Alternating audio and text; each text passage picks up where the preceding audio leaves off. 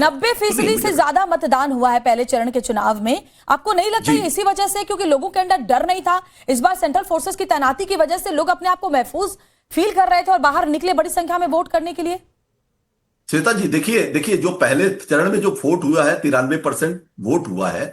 Number of voters कितने हैं?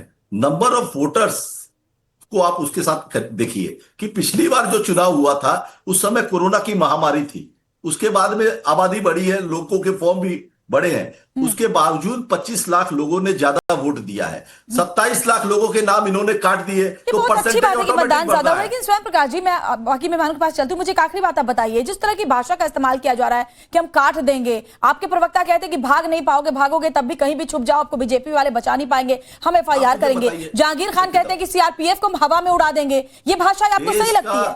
देश का गृह मंत्री अगर बोलता है कि मैं आप अपना जवाब दीजिए ना। बाद में उल्टा लटका दूंगा, मेरी बात का जवाब मैं दे रहा हूं, उल्टा लटका दूंगा, और ऐसे अधिकारी आकर के बंगालियों को घर में जाकर के धमकी देते हैं कि आपको वोट देना है तो कमल चिराग पे देना है। ऐसा कोई धमकी नहीं दी। उन्होंने कहा कि अगर कोई धमकाएगा वो नहीं चलेगा। कौन धमका रहा है भाई? आप धमका रहे हो, ये आपको कौन बोला? अधिकार प्रत्याशी बोलेगा ना, आप कौन है? मैंने खुद सुना है, अगर कोई ऑब्जर्वर है तो उसका काम है कि लोगों के मन में डर ना हो, वो डरे नहीं और एक निर्भीक माहौल में आकर मतदान करे। ठीक है, डॉक्टर धनंजय गिरी हमारे साथ भारतीय जनता पार्टी के प्रवक्ता भी जुड़े। डॉक्टर धनंजय, जवाब दें आप इनकी बातों का। देखिए, पिछले सिर्फ 36 घंटों में 1543 गिरफ्तारियां हुई, जिसमें नदिया से 32, पूर्व वर्धमान से 479, हुबली से 49, हावड़ा से 32, नॉर्थ 24 परगना से 319, दक्षिण 24 परगना से 246, कोलकाता नॉर्थ 109। ये लगातार जो गुंडों की गिरफ्तारियां हो रही हैं, लगातार जो हो रही है, जो जिंदा बम मिल रहे हैं। 2023 में ममता बनर्जी का ट्वीट है, दोनों जादवपुर यूनिवर्सिटी को आतंकिस्तान कहा था, आतंक का अड्डा कहा था। ये ममता बनर्जी का 2023 का खुद का ट्वीट है। उनके राज में जब आतंकिस्तान वहां कायम हो गया, तब ये जो डर के आगे जो बम पर वोटिंग किया जा कर रही थी, TMC बम के दल पर, वहां जनता ने अपना जवाब दिया है बम पर वोटिंग करके। इस बार बम पर नहीं, बम पर वोटिंग किया है जनता ने, और TMC के उस गुंडा राज को, और TMC के जो तमाम तरह की जो दुश्वारियां थी, जो बंगाल को बेरूप, बेजार, बेनूर, बेरंग करके रख दिया है, उसको बर्बाद करके रख दिया है। वहां से निकलने का समय आ गया है। और कहते हैं ना, भगवान राम ने भी कहा था कि बिना न माने जल्दी जड़ गए, दिन तिन बीत, बोले राम सकोप तब भय बिना होई न प्रीत। ये जो गुंडों की सरकार, ममता बनर्जी ने एक पूरा नेक्सस बना रखा है, एक जिला एक गुंडा, एक गुंडों का जो नेक्सस है, इसको तोड़ने के लिए उनको बताना जरूरी है। शास्त्र भी कहता है कि सठे समाचरित, सठ के साथ सठ जैसा व्यवहार होना चाहिए। जो गुंडे हैं, जो आपराधिक तत्व हैं, जो जिंदा बम लेकर के घूम रहे हैं, उनके साथ कैसे प्यार से बात की जाए? उनको कैसे समझाया जाए? जो आम आदमी को डराते हैं, जो उंगलियां काट लेते हैं, जो हिंसा करते हैं, जो बर्बर है, इतना डराते धमकाते तो पिछले बार भी तो चुनाव में 80% से ज्यादा वोटिंग हुई थी ना धनंजय जी। श्वेता जी, उसके बाद क्या हुआ था? किसी की उंगली काटी गई, किसी का घर जलाया गया, मुर्शिदाबाद में दुनिया कितने पलायन हुए, और ममता बनर्जी का मंत्री का कहना है कि एक जगह से दूसरे जगह चले गए। ये कौन सा पलायन है? आप जिस तरह से बंगाल को बर्बाद कर रहे हैं, बंगाल को जो किस तरह से बेआबरू कर रहे हैं वहां की महिलाओं को, 37% अकेले बंगाल में। IPS शर्मा के वहां पर जाने को लेकर, ऑब्जर्वर बनाने को लेकर, उसको और बेहतर तरीके से निर्मल कौर पूर्व DGP हमारे साथ हैं, उनसे समझने की कोशिश करते हैं। निर्मल जी, थोड़ा समझाइए हमारे दर्शकों को, और साथ ही TMC के यहाँ पर प्रवक्ता हैं, समाजवादी पार्टी के प्रवक्ता है, कांग्रेस के भी नेता हैं। चुनाव आयोग डिसाइड करता है कि किस ऑफिसर को कहाँ जाना, ऑब्जर्वर बनना है। भारतीय जनता पार्टी तो डिसाइड करती नहीं है, कोई राजनीतिक दल तो डिसाइड करता नहीं है।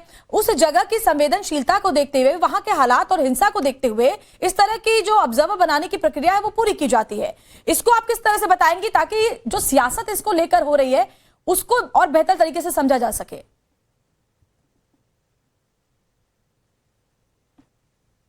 आप अपना माइक अनम्यूट कर लें निर्मल जी।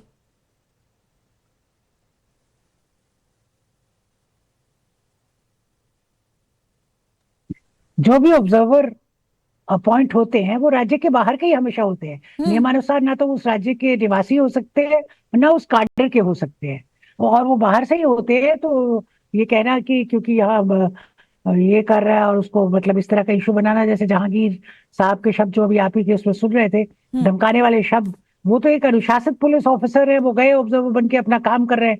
वो तो मात्र इतना कह रहे हैं, आपकी हमने क्लिप में भी देखा कि किसी को डराना धमकाना नहीं है। ये तो खुली बात है कि डरा धमका के वोट लिए जाते हैं। पिछली बार भी जब चुनाव खत्म हुआ 2021 में, तो कितनी बाद में हिंसा हुई थी। चुनाव के बाद उन लोगों के घर तोड़े गए थे, पुल थे, घर जला दिए गए थे, स्त्रियों का रेप किया गया था। क्या नहीं किया गया था पिछली बार पोस्ट पोल वायलेंस में। और अभी तो खैर चुनाव आयोग ने कह दिया कि कुछ समय के लिए वहां पे बाद में भी पुलिस बल की प्रतिनियुक्ति रहेगी, रिगार्डलेस ऑफ कोई भी जीते। पर बात यह है कि वायलेंस तो हिस्सा तो रोज हो ही रही है। आप देखें अभी तक सैकड़ों लोग जो हैं वो शिकार हो चुके हैं बीजेपी भी चुनावी हिस्सा का, और इंजर हो सके उनको हताहत हुए, चोटें लगी है। और आप देखिए कहाँ 5 स्टेट में चुनाव था, 4 स्टेट निपट गए। बंगाल में भी जो रिलेटिवली पीसफुल जगह थी उनका हो गया एक फेज में। सेकेंड फेज में, क्योंकि ये सब वैसी जगह हैं जहाँ की बहुत ज्यादा हिंसा की संभावना है, हिंसक किस्म के लोग रहते हैं, जहाँ बहुत ज्यादा क्लैशेस होने की संभावना है, जहाँ की बहुत ज्यादा खतरनाक माहौल है, उसके लिए सेकेंड फेज रखा गया जो कि कल का चुनाव है। क्योंकि यहाँ पे बहुत सारे क्लैशेस हुए भी है, हो भी रहे हैं, जगह जगह क्लैशेस हो रहे हैं, और पुलिस अफसरों को, ऑब्जर्वर्स को धमकाया जा रहा है, उनको अपना काम नहीं करने दिया जा रहा है, जबकि उनका काम है कि शांतिपूर्ण तरीके से एक स्मूथ पोलिंग हो जाए। बातें क्लियर कर दी कि ऑब्जर्वर हमेशा दूसरे राज्य का ही होता है, वो वहीं जाकर के दूसरी जहां पर संवेदनशील इलाके होते हैं वहां जाकर, और उनकी बातों में ऐसा कुछ नहीं है। वो ये कह रहे हैं कि जो धमकाएगा उसको उसका अंजाम भुगतना पड़ेगा। एक कानून व्यवस्था बनाए रखने के लिए बहुत जरूरी ये बातें। अब जरा मैं आपके पास आती हूँ, समाजवादी पार्टी के नेता भी हमारे साथ अशोक यादव जुड़े हुए हैं। अशोक जी, मुझे एक बात बताइए, अखिलेश यादव कह रहे हैं कि ये बीजेपी के एजेंट है। अभी निर्मल जी ने सारी बातें क्लियर कर दी कि जो प्रक्रिया होती है वो क्या होती है। क्या इसको नहीं माना जाए कि बंगाल की आहट अखिलेश यादव को उत्तर प्रदेश में सुनाई दे रही है, क्योंकि अगले साल उत्तर प्रदेश में भी चुनाव है? देखिए श्वेता जी, आपने कहा कि वो जो अधिकारी है जिसको सिंघम आप लोग कह रही हैं, वो सिंघम नहीं बीजेपी का प्यादा है।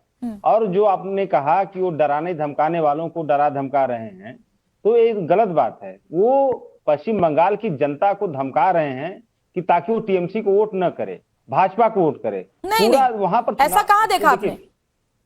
देखिए ऐसा है कि पूरा वहां पर जो चुनावी प्रक्रिया चल रही है, वो वहां पर भाजपा कहीं मैदान में है या नहीं है। भाजपा की हैसियत नहीं है पश्चिम बंगाल में। वो पूरा मैनेजमेंट जो है चुनाव आयोग का है। चुनाव आयोग चुनाव लड़ रहा है टीएमसी से, और भाजपा खाली झूठी चुनाव आयोग के पीछे छुपी है। तो आप चुनाव आयोग के जो अधिकारी हैं, जो बीजेपी के प्यादे की भूमिका में हैं, जो वहां पर आम जनता को धमका रहे हैं, डरा रहे हैं, उनके मन में आतंक पैदा कर रहे हैं, इन अधिकारियों को समझना चाहिए कि वो संविधान की शपथ लिए हैं। उनको जो वेतन मिलता है ना, ये हिंदुस्तान की जनता के पैसों से वेतन मिलता है, ये भाजपा कार्यालय से नहीं उनको वेतन मिलता है। और वो आरएसएस की शाखा में शपथ ग्रहण नहीं किए होंगे, वो संविधान की मतलब कोई अधिकारी अगर कहीं ऑब्जर्वर बनकर जाता है, जो कि वहां की स्थिति के हिसाब से होता है, उनको आप कह रहे हैं कि वो बीजेपी के एजेंट है। किस तरह की बात है? ये तो पहले से ही हार मान लेने जैसा है। आप ये मान के बैठे हैं कि इसका मतलब वहां भारतीय जनता पार्टी का जब आप जवाब दें, फिर मैं इसके दत्ता जी के पास जाऊंगी। श्वेता जी, इनका अगर यही कल्चर है, इनके कल्चर से वल्चर निकलते हैं। इनका जो पुलिस, इनका जो प्रशासन था, तो आजम खां की भैंसें खोजती थी पुलिस। ये पुलिस का काम था कि आजम खां की खोई हुई भैंसें खोज लाए। ये पुलिस प्रशासन से काम लेने का काम समाजवादी पार्टी करती थी। और ये देख लीजिए इंडी गठबंधन की हालत देख लीजिए। राहुल गांधी कह रहे हैं कि भाई ममता बनर्जी के कुकर्मों के कारण भारतीय जनता पार्टी आ रही, और समाजवादी पार्टी जो न 3 में है न 13 में है, वो जाकर के बंगाल में करे कि भाजपा का कुछ नहीं है। अरे 24 भारत में जितने राज्य है, 28 राज्य और 8 केंद्र शासित प्रदेश, उसमें आप एक प्रदेश में दूसरे नंबर के राजनीतिक दल हैं, और आप हमारी हैसियत बता रहे हैं कि बंगाल में हम क्या हैसियत में है। अरे बंगाल में हैसियत है, और आपकी वहां कोई हैसियत नहीं है। आप बिना मतलब के 3 में न 13 में आपकी समाजवादी पार्टी कांग्रेस नेता हमारे साथ जुड़े हुए। के शर्मा जी, क्या कांग्रेस पार्टी भी समाजवादी पार्टी की तरह से ये समझ चुकी है कि अगर पश्चिम बंगाल में भारतीय जनता पार्टी का कमल खिल जाता है, तो उत्तर प्रदेश की जो राह है वो और ज्यादा मुश्किल हो जाएगी, बल्कि यूं कहे कि असंभव हो जाएगा? देखिए ऐसा है श्वेता जी, जितना टाइम आपने बीजेपी को दिया है उतना ही टाइम दीजिएगा। बीच में आप है ना इंटरप्ट मत कीजिएगा। मैं आपसे रिक्वेस्ट करता हूं। आपको कैसे बराबर टाइम दे देंगे भाई? आपका एक सीट आने रहा है बंगाल में, ये भाई हमारे आपको कैसे, नहीं आप इनको कैसे बीजेपी के बराबर समय मिलेगा? लड़ाई हमारी और स्वयं प्रकाश की है। आपको बिना मतलब का बुला लिया गया है। आप आए हैं तो आए हैं, थोड़ा सा अपने नहीं धनंजय जी, हमारी पार्टी को अपनी बात रखने का मौका देते हैं। श्वेता जी, नहीं कांग्रेस को भी अपनी बात रखने का मौका मिलना स्वयं चाहिए। प्रकाश को मांगे तो समझ में आता है कि स्वयं प्रकाश पुरोहित और हमारे अच्छा उनको बोलने तो दीजिए। कांग्रेस का 3 महीना अरे नहीं बोलने देगा ना, मुझे पता है, इसलिए कहीं वो बीच में चुप है कहाँ ये? कि वो बीच में बोलने लगते हैं कहाँ है सबके बीच में। कांग्रेस? अच्छा कांग्रेस कहाँ है तो काहे कांग्रेस से डर लगता है? काहे कांग्रेस के खिलाफ में राहुल गांधी के पीछे पड़े रहते हैं और सब कांग्रेस के नेताओं के फटी है तब ना, फटी है तभी तो जाके चिल्लाते रहते हैं। देखिए इसलिए आप अपना आउटलेट डाउन कैसी लैंग्वेज यूज कर रहे हैं के शर्मा जी? के शर्मा जी आप पहले उनको हटाइए, उनको हटाइए पहले यहाँ के से। सामने बोल रहे हैं आप, कम से कम हाँ। कुछ तो सभ्यता रखिए। क्या के शर्मा जी, कैसी लैंग्वेज, कैसी भाषा? नहीं मैं कह रहा हूँ कि इनको बीच में पहले बोलने से बंद कीजिए। ठीक है, वो सही है, लेकिन आप शब्दों की गरिमा का ध्यान रखें।